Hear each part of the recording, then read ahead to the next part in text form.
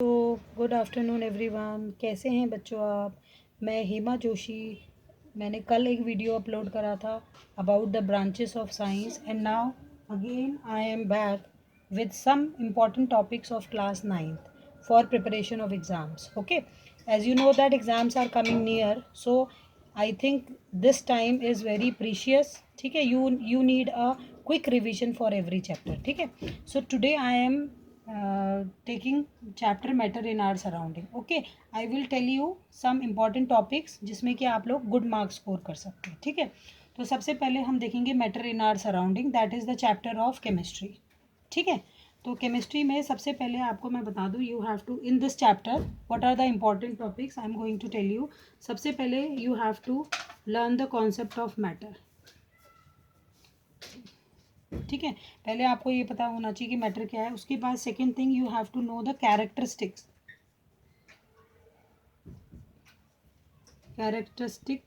Of matter. Okay, matter, characteristics of matter ले सकते हो या आप पार्टिकल बोलो उसको. ओके, ये वाला टॉपिक आपको कर लेना है. ठीक है, एक तो हमारा रहा matter and characteristics of matter, that is particle. ठीक है, अगर हम कैरेक्टरिस्टिक ऑफ पार्टिकल के बारे में बात करें तो हमारे पास पार्टिकल के थ्री कैरेक्टरिस्टिक्स होते हैं. Number one, that is they have space between them. Okay, second one, they are continuously moving, and third one, they attract each other. ठीक है, तो because of according to these characteristics you will get some reasoning question. ठीक है, इसमें से कोई reasoning question आ जाते हैं. ठीक, उसके बाद हम जाते हैं नेक्स्ट टॉपिक जो है हमारा states of matter. States of matter. Okay बच्चे, स्टेट्स ऑफ मैटर में देखो आपको क्या करना है मैं बता देती हूँ. You know that there are three states of matter: solid, liquid and gaseous. Okay, solid, liquid and gaseous. ठीक है, ये तीनों स्टेट के बारे में आपको क्या पता होना चाहिए. You have to know the intermolecular forces between them, मतलब इनकी आपको प्रॉपर्टीज़ पता होनी चाहिए बेटा तीनों की. ठीक है, क्योंकि अगर आपको इनकी प्रॉपर्टीज़ पता होगी, लाइक इंटरमोलिकुलर स्पेसेस के बारे में आपको पता चलेगा कि सॉलिड में जो इंटरमोलिकुलर स्पेस होते हैं बहुत कम होते हैं. The force of attraction between the molecules are very stronger. ठीक है, और लिक्विड में जो इंटरमोलिकुलर स्पेस होते हैं वो एज़ कंपेरेटिवली टू सॉलिड जो है ज़्यादा होते हैं स्पेसेस, और जो फोर्स होते हैं वो थोड़े वीक होते हैं एज़ कम्पेयर टू सॉलिड. और गैशियस में तो आपको पता है कि बहुत ही ज़्यादा वीक होते हैं इंटरमोलिकुलर फोर्सेस भी, और इनमें स्पेसेस बहुत ज़्यादा होता है. ठीक है, so you should know all the properties of solid, liquid and gaseous, that is states of matter. ठीक है, क्योंकि इसके on behalf of these concepts ना you will get some reasoning questions. ठीक है, आपको इसमें रीजनिंग क्वेश्चंस मिल जाएंगे, जैसे कि आप वो पूछेंगे वाई अलमीरा इज सॉलिड, है ना. Why you can when a swimmer swims then how he or she can cut the flow of water. ठीक है, ये वाले क्वेश्चन आ सकते हैं आपके. फिर गैशियस के बारे में पूछ देंगे, कंप्रेसिबिलिटी के बारे में पूछ लेंगे इसमें. ठीक है, तो ये तीनों पॉइंट आपके बहुत इंपॉर्टेंट है. फिर इसमें एक आपका डेफिनेशन आ जाती है सीएनजी की डेफिनेशन. सीएनजी की डेफिनेशन आपको पता होनी चाहिए. ठीक है, और उसके साथ आप लोगों को जो है एलपीजी की डेफिनेशन पता होनी चाहिए. ठीक है, तो ये डेफिनेशंस आपको साथ में करते जाना है. ठीक है, सीएनजी जैसे कंप्रेस नेचुरल गैस है, एलपीजी लिक्विफाइड पेट्रोलियम गैस है. ठीक है, इसका मेन कंस्टिट्यूएंट मीथेन होता है.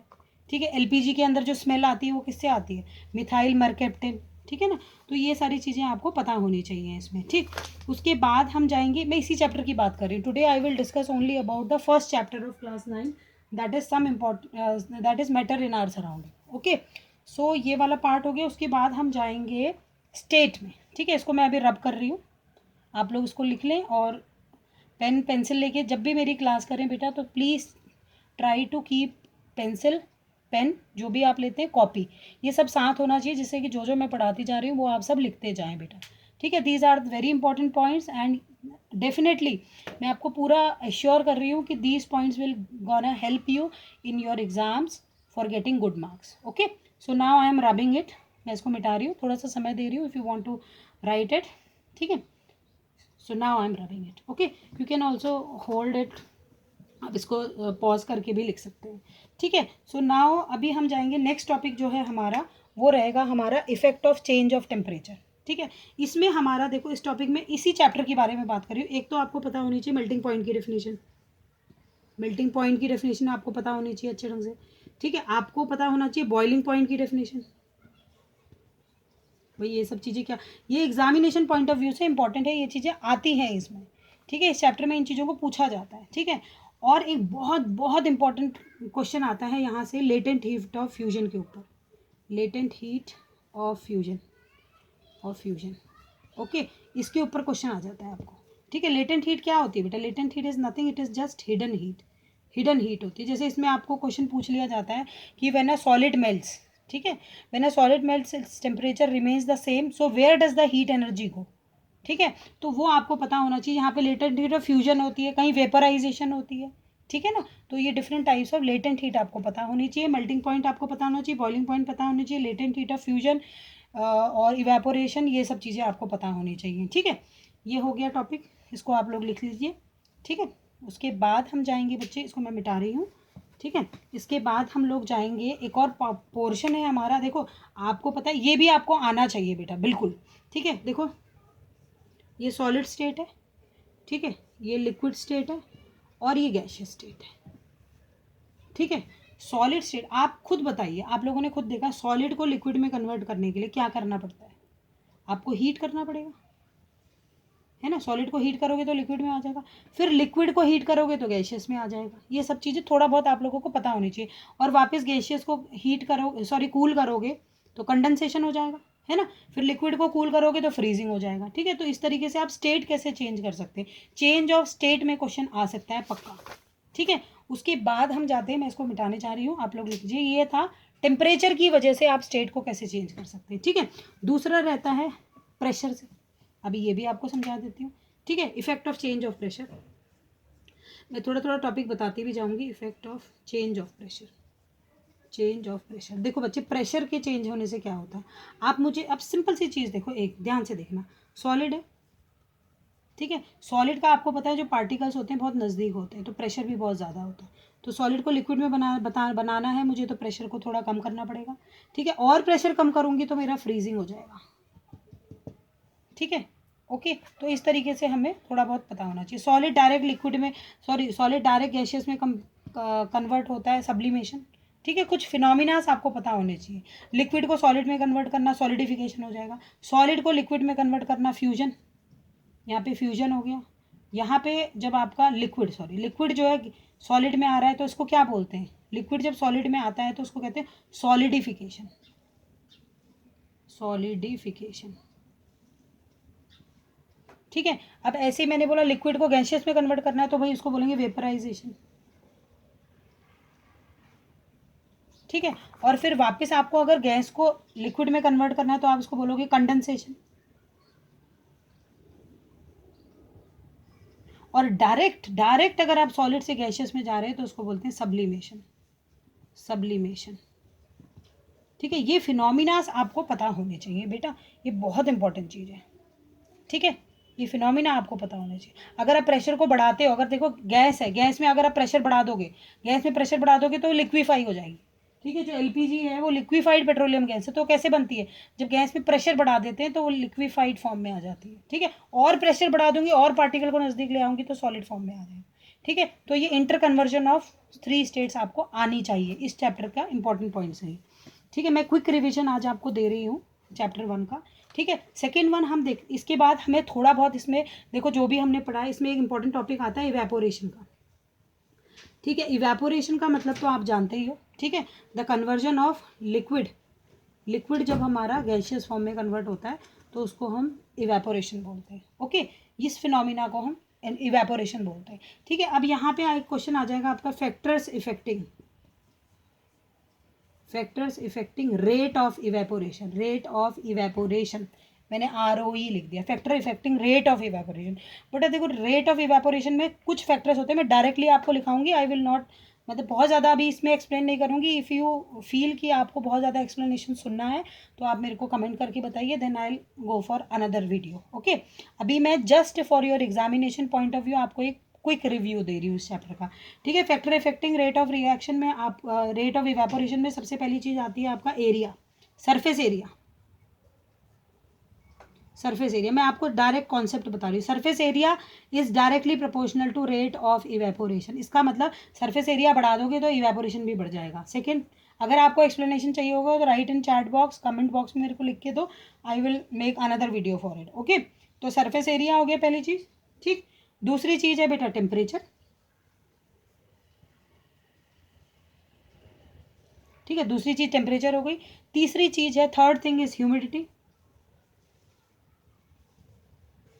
अभी देखो temperature is also directly proportional to rate of evaporation, क्योंकि इफ द टेम्परेचर, आपने देखा हो गर्मियों में पानी जल्दी इवेपोरेट हो जाता है, ठीक है। Humidity is inversely proportional to rate of evaporation, मतलब ह्यूमिडिटी आपने देखा होगा, जब ह्यूमिडिटी होती है बहुत ज़्यादा तो उस टाइम पे क्या होता है, पसीना सूखता नहीं है बिल्कुल भी, है ना, ड्राई नहीं हो पाते, ठीक है, कपड़े भी जल्दी नहीं सूखते, इवेपोरेशन का रेट जो है उससे स्लो डाउन हो जाता है। ह्यूमिडिटी का मतलब क्या है, मॉइस्चर इन एयर, ठीक है। और एक लास्ट टॉपिक, लास्ट पोर्शन है विंड स्पीड।